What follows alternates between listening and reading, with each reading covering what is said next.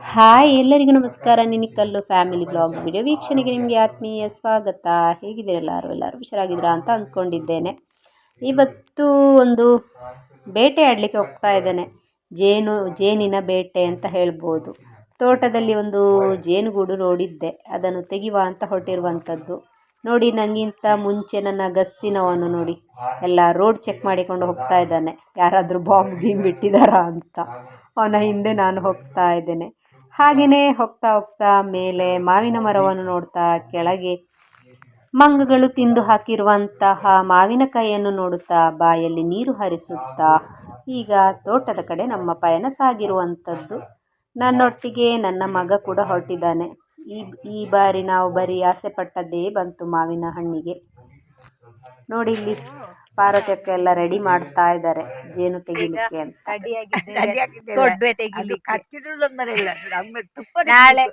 ನಮಗೆ ತುಪ್ಪ ಬೇಕು ಅಷ್ಟೇ. ನಾಳೆ ಎಂತ ಉಂಟು? ನಾಳೆ ಇದು ಭೂತ ಬೇರೆ ಉಂಟು, ಮುಖ ಎಲ್ಲ ಊದಿಸಿಕೊಂಡು ಹೋಗ್ತೇವೆ ಅಂತ ಗೊತ್ತಿಲ್ಲ. ಅಲ್ಲಿ ಪಾರ್ವತಿ ಅಕ್ಕ ತೊಟ್ಟೆ ತರ್ಲಿಕ್ಕೆ ಹೋಗಿದ್ದಾರೆ, ಅವ್ರು ಫಸ್ಟ್ ತೆಗಿಯುದಂತೆ. ನೋಡಿಸ್ತೇನೆ ಎಲ್ಲಿದೆ ಇದು ಎಂತ ಜೇನು ಕೂತಿದೆ ಅಂತ. ಎಲೆಂಜಿರ ಆಗ್ತದೆ. ಓ ಎಲ್ಲಿ, ಓ ಇಲ್ಲಿ ಅಂತ ಇದ್ರೊಳಗೆ ಕೂತಿರುದು. ಓ ರಾವೊಂದು ಇತ್ತಂಚಂಡಾರೆಗ್ಲ ಕೆಲೆಂಜಿ. ಈ ಒಂದು ಬೇಸಿಗೆ ಕಾಲದಲ್ಲಿ ರೈನ್ ಕೋಟ್ ಹಾಕುವವರನ್ನು ನೋಡಿದ್ದೀರಾ?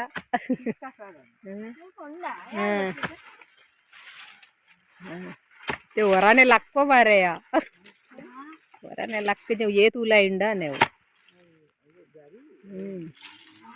ಇವರನ್ನು ನೋಡಿ,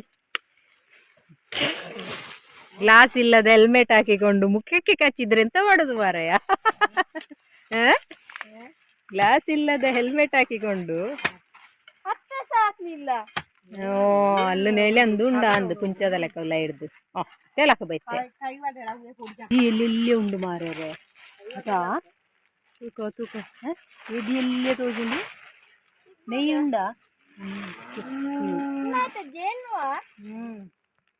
ಎದಿ ಓ ಅಣ್ಣ ಮೋನದು ಹುಚ್ಚಿನ ಬಕದ ಉಂಡತಿ ನಲ್ಲದೆ ಅಲ್ಲಿ ಕೆಲಿಂಜಿದ ರಾಶಿ ಉಂಡಿತು.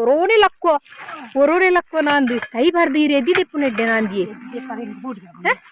ಎದಿ ದೆಪ್ಪು ನೆಡ್ಡೆ ಉಂತಿ ಎದಿ ದೆಪ್ಪೆ ನಿಜಿಂದ ಎಲ್ಲ ಅಲ್ಲ ಅಡಿಟ್ಟುಂಡು ಕೆಲಿಂಜಿಲು. ನನ್ನ ಮುಖ ನೋಡಿ ಹೀಗೆ ಆಗ್ತದೆ. ಈಗ ಕಚ್ಚಿದ್ರೆ ರೋಹನ್ ಜವಾಬ್ದಾರಿ ಅದ್ರಲ್ಲಿ.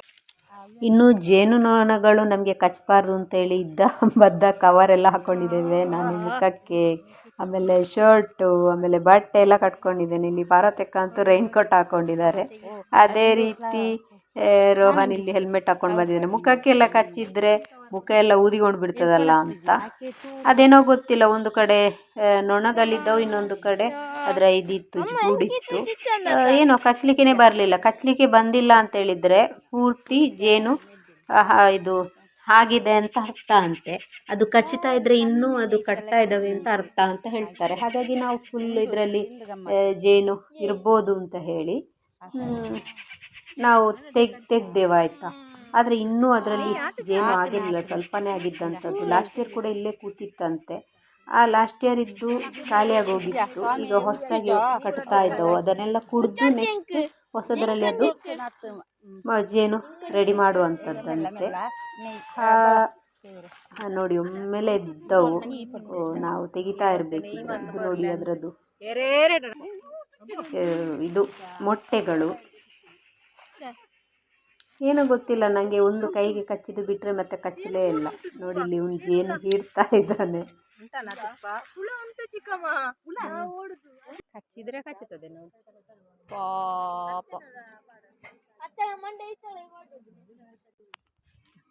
ತಿಂದಾರಾ ಜೇನು?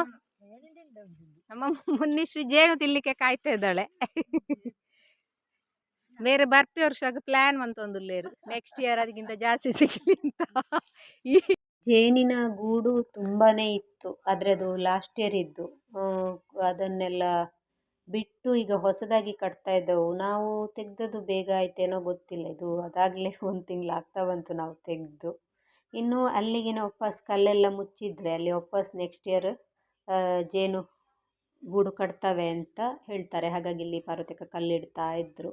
ನಾವು ತೆಗೆಯುವ ಅಷ್ಟೊತ್ತಿಗೆ ಅದೇನು ನಮಗೆ ಕಚ್ಚಲು ಇಲ್ಲ, ಏನೂ ಮಾಡಲಿಲ್ಲ. ಅದರಷ್ಟಕ್ಕೆ ಒಳಗೇನೆ ಹಾಗೇ ಕೂತಿದ್ದವು.